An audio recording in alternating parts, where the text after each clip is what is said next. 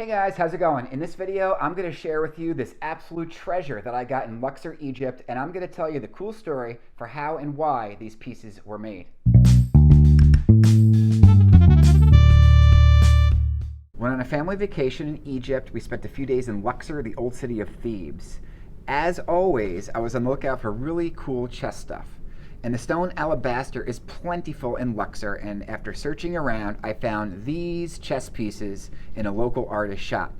By the way, I happened to learn that shatarang is Arabic for chess.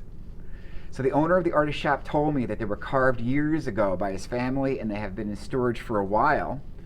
So check these out. The pieces are made of green and brown alabaster, and the green alabaster takes on this brilliant hue of green and some browns, and the brown alabaster turns this whitish color after the baking process. You can see each piece is unique, one of a kind. Yeah, I haven't seen anything like these anywhere, and in my opinion, they're a great find. At first I had trouble distinguishing the king from the queen because I thought the lion might be the king, and what was up with the baboons? What was their relevance? So I actually had these questions answered after I did some sightseeing in the nearby temples. It was clear to me that the artist of these pieces was inspired by the huge Karnak complex in Luxor, which contains the temples of Amun-Ra, a god that lived on earth, the goddess Mut, his wife, and Khonsu, their son. When we went to see the temple of Mut, we saw the Sekhmet statues, and there it was, a beautiful representation of the goddess Mut called Sekhmet Mut, taking on the form of a lion. Sekhmet Mut was considered the mother of gods as well as the goddess of war and healing. You can see the details of how the artist chose to have this queen represent the Sekhmet Mut from the nearby temple. And you can see her lion face. And if I run my fingers along the white lines, I can feel how each detail is engraved into the stone. And you can see the lion head, the claws, as well as some neat Egyptian hieroglyphs on the back of her throne. Pretty cool. I was also happy to notice that guarding the temple of Mut were these stone baboons among the Sekhmet statues. So interestingly, the artist chose to have the pawns of these Sekhmet baboons at the Karnak temple front these alabaster chess army. And I really like the way the nose and the ears are carved, and it's also pretty cool that they have engraved scallop-like armor. And the husband of Mut was Amun-Ra. He took on various forms. I noticed at the Karnak there was an interesting recurring statue of Amun-Ra with a ram. And in this particular version, he wears a headpiece that was carved in the same style as this alabaster chess king. So you can see the way his headpiece goes over his ears, and if he sits on a throne, it also has the hieroglyphics on the back, and it's a pretty cool design. At Karnak complex, we also saw these massive obelisks, which were extremely impressive. The obelisks were made in pairs.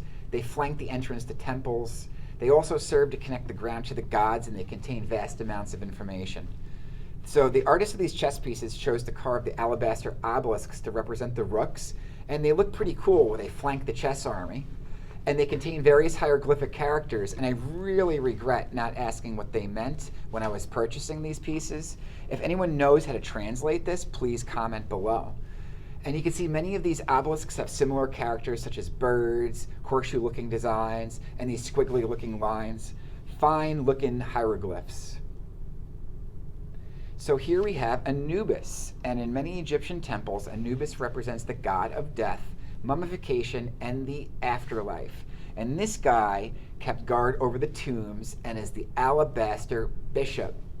Anubis here shows off his long snout and is standing very tall with alert ears. And you can even see he's taller than the king and the queen. When we walked to temples, we constantly saw what we considered alley cats, and I was rather surprised to notice they had these very slender look to them. I'm used to seeing the much stouter cats in the US. This cute little guy is one example that crossed our paths earlier in the trip. So ancient Egyptians thought of cats as magical creatures and were considered good luck. And you can see the knights in this chess set are sleek Egyptian cats. Check them out. They have these slender bodies, pointy ears, and the curvature in their stone makes them look like they're ready to pounce.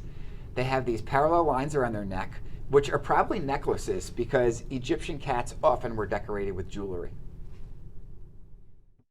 So I really hope you guys like these chess pieces. I think they were pretty awesome, and I hope you subscribe, and I shall see you guys next time.